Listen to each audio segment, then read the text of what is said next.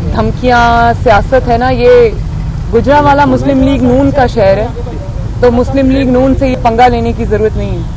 अच्छा मैडम, ये बता दीजिएगा कि आपने बार बार कहा कि इमरान खान के बड़े जो हैं वो मुस्तकिल तौर पे कॉल्स कर रहे हैं, तो क्या कोई आपको भी कॉल आई उस हवाले से, या आपकी इर्द गिर्द ही कॉल्स आ रही है मुस्तकिल तौर पे, और कॉल्स करके वो कह क्या रहे हैं? मैं ये बात बता चुकी हूँ आपको बहुत दफा, बहुत बार बता चुकी हूँ। मैं सुनी सुनाई बातें नहीं करती, मैं वो बात करती हूँ जिसका मुझे जाती तौर पे इल्म होता है। मैम, यूसुफ रजा गिलानी को पीडीएम ने जो है और आपने एक मुतफिका कैंडिडेट बनाया है, ये गुड जस्टर है, और जो इख्तलाफात की बातें आ रही थी, तो आप क्या समझते हैं कि इस गुड जस्टर से क्या मैसेज अवाम में या एक खास हल्कों को गया है आपके ये यूनिटी?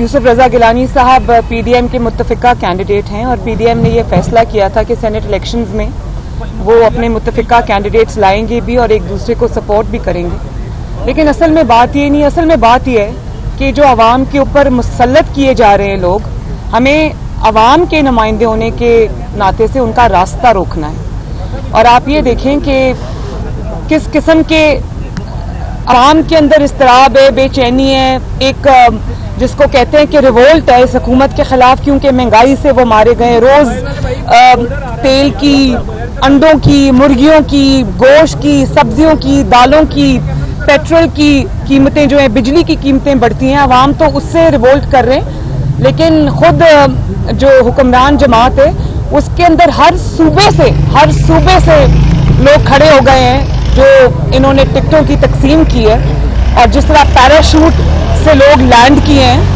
और मुझे तो हर रोज सुनने को हम ये देखते हैं, मेरी 22 साल जिद्दोजहद है, मेरी 22 साल जिद्दोजहद है। तो 22 साल जिद्दोजहद में क्या एक भी ऐसा इंसान नहीं मिला जिसको, जो 22 साल से आपके साथ जिद्दोजहद कर रहा है, आप उसको सेनेट का टिकट देते? और इल्जाम आप दूसरी जमातों पे लगाते हैं, आपने मिलियनियर्स और बिलियनियर्स को टिकट्स दिए, इसका क्या मतलब है? मिलियनियर्स और बिलियनियर्स को टिकट देने का मतलब ये है जिनका जमात से भी कोई ताल्लुक नहीं है, जिनकी जमात के लिए कोई खिदमात नहीं है, उसका मतलब ये है कि अपने पैसे से वोट खरीदो और आ जाओ सेनेट के अंदर। अच्छा मैडम, तो ऐसे लोगों का रास्ता रोकना तो बहुत जरूरी है भाई। मैडम ये बताइएगा कि सेनेट इलेक्शन है तो हॉर्स ट्रेडिंग और पैसे की बड़ी बात हो रही है, तो जाहिर सी बात है पीडीएम ने भी अपनी एक्सपेक्टेशन लगाई हुई है इस नताइज से। क्या एक्सपेक्टेशन से हट के कोई रिजल्ट आता है तो आप उसको एक्सेप्ट करेंगे?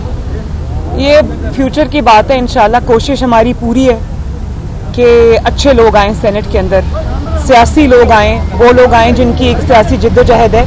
आप सिर्फ ये देखें कि पीएमएलएन ने जिनको टिकट्स दिए, माशाल्लाह मुझे फख्र है मोहम्मद नवाज शरीफ के ऊपर और मुस्लिम लीग नून के ऊपर, सब कारकुनों को टिकट्स मिले, सब ऐसे लोगों को टिकट्स मिले जो कोई मिलियनियर्स, मल्टी बिलियनियर्स नहीं है, वो आम सादा से कारकुन है, मिडिल क्लास से उनका ताल्लुक है, लेकिन सियासी जिद्दोजहद है उनकी। और जो टेक्नोक्रेट पे जिनको मिली है सीट पे, उनकी अपनी प्रोफेशनल क्रेडेंशियल्स बहुत स्ट्रांग हैं।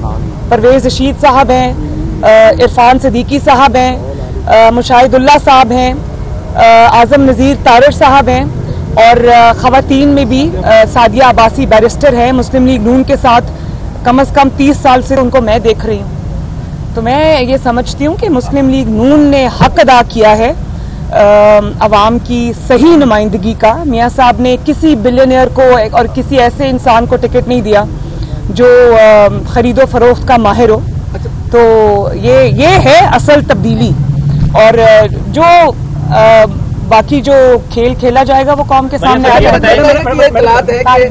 आसिफ अली जरदारी साहब ने मोहम्मद नवाज शरीफ साहब को ये राजी कर लिया है कि सेनेट इलेक्शन के बाद हम तहरीक में तमाम मूव करेंगे, क्योंकि गवर्नमेंट के अंदर के अफसरों में भी इख्तलाफ शुरू हो गया है। तो क्या ये जमहूरी प्रोसेस है, इससे इस्तेफादा हासिल किया जा सकता है? तो जो मैं हालात देख रही हूँ, ये ना हो कि सेनेट इलेक्शंस के दौरान ही अदम एतमाद हो जाए। वो कौन कर लाएगा? आप लोग लेके आएंगे अदम एतमाद या पीपल्स पार्टी लेके आएगी? कौन लेके आएगा अदम एतमाद? वो आवाम का गैज़ो गज़ब लेकर आएगा, और जिनको टिकट्स पैराशूट के जरिए दी गई हैं और जो खरबों रुपए अरबों रुपए हो रहे हैं, वो उसी के खिलाफ आएगा। चल रही थी हुकूमत की जानिब से, प्रोपेगेंडा भी किया जाता था कि पीडीएम बहुत जल्द टूट जाएगा, टूट चुका है। आप अभी तक ना तो पीडीएम टूटा है, पीडीएम का इत्तेहाद बरकरार है। आप इसका क्रेडिट अपने आप को देंगी या फिर हुकूमत की जो नाकाम पॉलिसी है उनको देंगी? किसको क्रेडिट देंगी? मैं इसका क्रेडिट पाकिस्तान के अवाम को दूंगी, क्योंकि पीडीएम अवाम की नुमाइंदा है। और पीडीएम तो बाद में बनी है। अवाम मेरा ख्याल है कि ऑपोजिशन से पहले बहुत आगे निकल गए थे। ऑपोजिशन लेट हो गई थी और ऑपोजिशन को अवाम की आवाज़ से आवाज़ मिलानी पड़ी। और जहाँ तक पीडीएम का सवाल है, मेरी ख्वाहिश है कि पीडीएम इस हुकूमत के जाने के बाद भी इंटैक्ट रहे, क्योंकि एक नया चार्टर जो है वो पीडीएम इस मुल्क को दे ताकि उस चार्टर के तहत इस मुल्क को चलाया जाए। और पीडीएम को तोड़ने के ख्वाब देखने वाले इंशाल्लाह खुद बहुत जल्द टूटेंगे और टूटते हुए नजर आ रहे हैं। आप अपना नाम ये बात काफी नहीं है कि सुबह टिकट देते हैं, शाम को वापस लेते हैं, अगले दिन फिर एक अदम एतमाद अपनी जानिब से आ जाती है, अपनी जमात की जानिब से आ जाती है। लोग रो पड़े हैं, मतलब अपनी जमात रो पड़ी है कि खुदा का वास्ता है, जिस इंसाफ की तुम बात किया करते थे, जिस तोड़ जोड़ की तुम बात के खिलाफ तुम्हारी जिद्दोजहद तुम्हारे कहने के मुताबिक होती थी, तुम जो कर रहे हो उसके ऑपोजिट कर रहे हो। ये ऑपोजिशन कम बोल रही है, अपनी जमात ज्यादा बोल रही है। सर ये बताइए कि आप अपना नाम ईसीएल से निकलवाने की दरख्वास्त दे रही हैं और नवाज शरीफ के इलाज के हवाले से भी बताइएगा, क्योंकि कैसे आप आएंगे तो इलाज करवाएंगे, तो आपको इलाज करवा रही हैं। एक तो मैंने बहुत शुरू में जब मियाँ साहब गए थे, मैंने एक दरख्वास्त दी थी हाई कोर्ट में, तो कोरोना की वजह से ऑब्वियसली सब कुछ सस्पेंड हो गया, तो वो भी अभी तक हमारी जो भी दरख्वास्त होती है वो पेंडिंग पे हो जाती है। लेकिन अगर मुझे अब कोई घर पे आके कहे, मेरी अपनी भी एक हेल्थ की छोटी सी प्रॉब्लम है, मेरी एक सर्जरी होनी है जो कि पाकिस्तान में हो नहीं सकती, लेकिन मैंने ये फैसला किया कि मैं इस हुकूमत को बिल्कुल ये रिक्वेस्ट नहीं करूंगी इंशाल्लाह कि मेरा नाम ईसीएल से निकाले। मुझे इस मुल्क से कहीं नहीं जाना, मेरा जीना मरना इस मुल्क के साथ है इंशाल्लाह ताला, इस मुल्क में है। ये प्लेजर मैं इनको कभी नहीं दूंगी। और अब मैं ये भी सुन रही हूँ कि आपस में जो मशावरत हो रही है, टीवी पे भी एक वजीर ने आके कह दिया कि मरियम को बाहर भेजो, मामला ठीक हो जाएंगे, और ये बातचीत हो रही है, मुझे इसका अच्छी तरह से इल्म है, लेकिन मरियम इंशाल्लाह ताला बाहर नहीं जाएगी, अब आपको जाना पड़ेगा। बैकडोर राब्तों की भी कुछ खबरें जो है, अफवाहें जो है गर्दिश कर रही हैं, तो कोई ऐसा भी कुछ सिलसिला भी चल रहा है बैकडोर राब्ते जो कुछ कुव्वतों से? मैंने ये बात उस दिन जब मैं दस्का जा रही थी तो मैंने किसी सहाफ़ी भाई के सवाल के जवाब में ये बात कही थी कि बैकडोर राब्तों की ज़रूरत उनको है जो इस वक्त मुश्किल में है। पीडीएम को या पीएमएलएन को माशाअल्लाह बैकडोर राब्तों की ज़रूरत नहीं है। जो सरकारी मुलाजमीन पर शेल गिराए गए इस्लामाबाद में, शेख रशीद खान की जानब से ये कहा गया कि वो हमने टेस्ट किया था पीडीएम के लिए कि पीडीएम आएगी, उनके लिए तैयार किए गए हैं, इस पर क्या कहें? और धमकी दी उन्होंने। इंसान जो है हैरान होता है कि किस किस्म की बातें ये लोग करते हैं। कल को ये ना कहना शुरू कर दें कि जी जो एटम बॉम्ब है वो अभी पड़ा हुआ है बहुत देर से, तो जरा जो महंगाई से पाकिस्तान के अवाम रो रहे हैं, हमने कहा जरा चला के देख लें। मतलब इस किस्म की बातें करना तो मेरी तो सोच से भी बाहर है कि कैसे कर लेते हैं। मैडम साहब का पासपोर्ट एक्सपायर होने को जा रहा है, जबकि उनके पीछे मुकम्मल एक उनका अपना एक वोट बैंक है, 3 बार के वज़ीर आज़म है, तो इस पे काउंटर स्ट्रेटेजी पाकिस्तान मुस्लिम लीग नून की क्या है? मियाँ साहब वहाँ पर अपने जो भी लीगल उनका जो पॉसिबिलिटीज़ हैं वो ज़रूर कर भी रहे होंगे, उसको एक्सप्लोर दे भी रहे होंगे, लेकिन एक मरियम नवाज शरीफ आपसे नहीं संभाली जाती। नवाज शरीफ को वापस ले आएंगे तो क्या बनेगा? मैडम ये बताएं कि गवर्नमेंट, आप देखती है गवर्नमेंट 5 साल पूरे करेगी, कर रही है ज़िमनी इंतखाब में, बात देखा ये जाता है कि इंतजामिया मुलवस होती है धांधली में। आप किस हद तक पूरी उम्मीद है कि आपके ये कैंडिडेट जीतेगा? और दूसरी बात, सेनेट चेयरमैन की पहले जब वोटिंग हुई तो जीत के, हालांकि ऑपोजिशन को कैंडिडेट नहीं थे, अब आप कितनी पूरी उम्मीद है कि सेनेट में चेयरमैन पीडीएम का उम्मीदवार जीत जाएंगे? मैं बहुत पुरुमीद हूँ, इंशाल्लाह खैर होगी। देखें 2018 के जो हालात थे और उसके बाद जब सेनेट चेयरमैन तब्दील हुआ तब ये एक पेज पे थे, अब तो एक पेज वालों ने भी ये कहना शुरू कर दिया है कि भाई आपने हमें इतना बेइज्जत करा दिया है कि अब अपने मामलात को आप खुद ही संभालें, या तो अपनी परफॉर्मेंस इम्प्रूव करें या अपनी कारकर्दगी इम्प्रूव करें, वरना हमारे इदारे के अंदर से भी ये आवाज़ें उठ रही हैं कि आप लोगों ने किसी ऐसे इंसान को क्यों सपोर्ट किया जिसने मुल्क का ये हाल कर दिया। तो अब ये जवाब तो जाहिर है सिलेक्टर्स भी मांग रहे होंगे, कह रहे होंगे कि भाई तुम्हारी कारकर्दगी ने हमें भी शर्मिंदा कर दिया। तो जब इस किस्म के हालात हो जाएं तब इलेक्शन चोरी करना अगर इम्पॉसिबल नहीं तो मुश्किल ज़रूर हो जाता है। और मैं खुश हूँ कि सेनेट के इलेक्शंस में जब चेयरमैन सेनेट का इलेक्शन हुआ था उस वक्त बड़ा अफसोस हुआ था कि पाकिस्तान की सियासत क्या शक्ल इख्तियार कर रही है और ये खरीदो फरोख्त जो होती है, डराना धमकाना जो होता है। लेकिन अब मैं हाइंडसाइट के साथ ये सोचती हूँ कि इस किस्म के वाक़यात अगर मुल्क में ना हो, तारीख में ना हो, तो कौमें कभी सबक नहीं सीखती। और अगर ये वाक़या ना होता तो ये इतनी बुरी तरह एक्सपोज ना होते। आज जब ये बात करते हैं कि शो ऑफ हैंड्स होना चाहिए या ओपन बैलेट होना चाहिए, तो आवाम को वो वक्त अभी बहुत दूर नहीं गया, सब याद आ जाता है किस तरह आपने सेनेटर्स को और एमपीएस को और एमएनएस को फ़ोन करवाए, धमकियां दिलवाई, उनकी फाइल्स खुलवाई, उनके वोट खरीदे।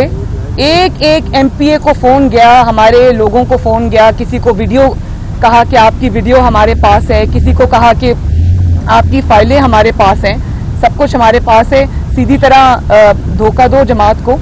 तो ये कर सकते हैं खुफिया तौर पे इधर उधर, लेकिन जमातों को अल्हम्दुलिल्लाह ये तोड़ नहीं सके।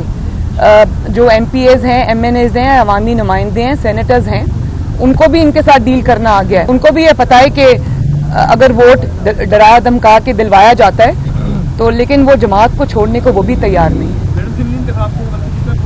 ज़िमनी इंतखाब के हवाले से मैं ये ज़रूर कहूँगी कि देखिए उस दिन डस्का में 13 घंटे मुसलसल मेरी कैंपेन थी, रैली थी।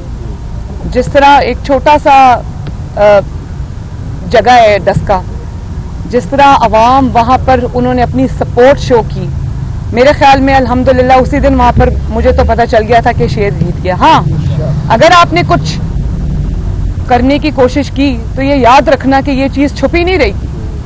गिलगित बल्तिस्तान में आपने तमाम तर धांधली के बावजूद जो आप 1 साल से प्लान कर रहे थे, और वो पूरी मेरे पास वो स्टेप्स हैं जो इन्होंने लिए वहाँ का इलेक्शन चोरी करने के लिए, लेकिन उसके बाद क्या हुआ?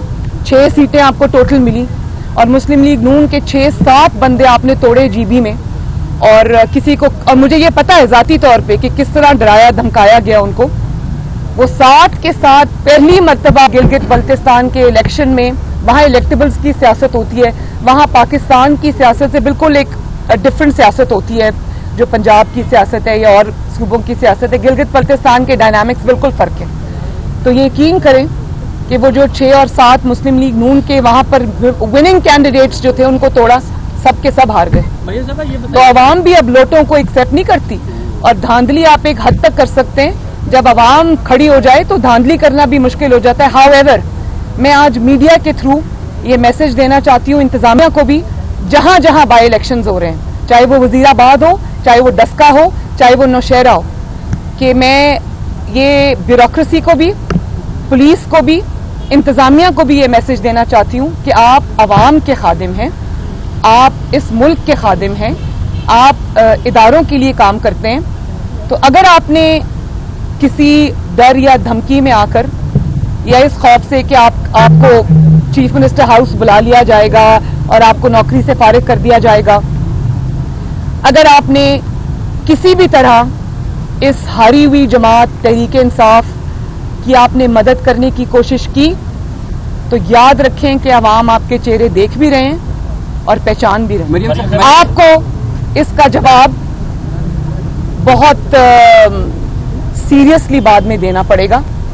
ये मैं इनको एक मैसेज दे रही हूँ। तो मुझे उम्मीद है कि आप अपने हल्फ से, अपनी नौकरी से, अपने मुल्क से गद्दारी नहीं करेंगे। ये बताइए, आज पाकिस्तान में 45-46 ममालिक की जो अफवाज है मुश्तरका अमन मशक़ें कर रही है, हुकूमत इसको अपनी कामयाब खारजा पॉलिसी के सम्राट गिरदान रही है। क्या आप भी समझती हैं कि ये खारजा पॉलिसी के असरात है? अच्छा, क्या ये खारजा पॉलिसी है कौन सी हमारी भाई? हमारे तो दोस्त मुल्क हमसे नाराज हैं। वो हमारे तो दोस्त मुल्कों ने हाथ खड़े कर दिए हैं कि ये है आपकी खारजा पॉलिसी। कश्मीर पे आप देख लें, पैसे आप मांगने जाते हैं, आपको वहां से पैसे नहीं मिल रहे। सारे जो दोस्त ममालिक पाकिस्तान के साथ यूं खड़े थे और दहाइयों से पाकिस्तान के दोस्त थे, आज आप अपनी नाकाम खारजा पॉलिसी से गवा बैठे हैं उसको। पूरा का पूरा तवज्जो आपकी ना आवाम की तरफ है, ना महंगाई की तरफ है, ना खिदमत की तरफ है, आपकी ना खारिजा पॉलिसी की तरफ है। सब मिल के जब एक ऑपोजिशन पे आपने तवज्जो रखी हुई है और उसमें भी आप नाकाम हो रहे हैं, तो फिर हर महाज पे आपको नाकामी का सामना तो करना पड़ेगा ना। और एक और बात मैं ये कह दूं कि आज मैं कहीं सुबह पढ़ रही थी कि बहुत सारे ब्यूरोक्रेट्स, सरकारी ऑफिसर्स ऐसे हैं जिनको शायद आज कोई नोटिस मिला है, 200-250-300 शायद हैं, और उनको कहा गया है कि आपकी कारकर्दगी अच्छी नहीं है तो आपको निकाल दिया जाएगा, उनको नौकरियों से फारिग कर दिया जाएगा या उनकी जवाब तलबी हो गई है। मैं तो सिर्फ ये कहना चाहती हूँ कि मुझे बहुत तरस आता है सरकारी मुलाजमीन पर भी, ब्यूरोक्रेसी के ऊपर भी, और जो भी इस वक्त हुकूमत का साथ देने पर मजबूर है। एक तो उनकी तनख्वाहें नहीं बढ़ी, महंगाई से वो भी अफेक्टेड हैं। जब वो सड़कों पे आते हैं तो उनको पर शेलिंग होती है, आंसू गैस होती है, लाठी चार्ज होता है। और दूसरा, इमरान हुकूमत की अपनी नालायकी और नाअहली, जिसकी वजह से मुल्क तबाह हाल है इस वक्त, उसका इल्जाम आप ब्यूरोक्रेट्स पे डाल रहे हैं। तो ये तो बड़ी अजीब बात है भाई। तो ब्यूरोक्रेट्स को तो आपने पूछ लिया कि आपको निकाल दिया जाएगा, आपकी कारकर्दगी क्या है? तो जिसकी सबसे 73 सालों में सबसे नाकाम कारकर्दगी है, कारकर्दगी है ही नहीं, जिसका नाम इमरान खान है, उसको कौन निकालेगा? इंशाल्लाह अवाम निकालेगी और बहुत जल्द निकालेगी, क्योंकि अवाम अब इसकी मुतहम्मिल नहीं हो सकती। आखिरी आवाज प्लीज, मैंने निकलना है। दौरे हुकूमत में आपने ये कहा था कि यूसुफ रजा गिलानी और इमरान खान एक हैं, अभी आपने उनको पीडीएम का कैंडिडेट, मैंने तो ये नहीं कहा। पीडीएम का इजलास हुआ था, उसमें आसिफ जरदारी साहब ने कहा था कि मेरी भी कुछ बातें मान लिया, तो पीडीएम उनकी कितनी बातें मान रही है? क्या तमाम बातें उनकी मानी गई? अभी तक तो अफवाह तफहीम से चल रहा है। Thank you.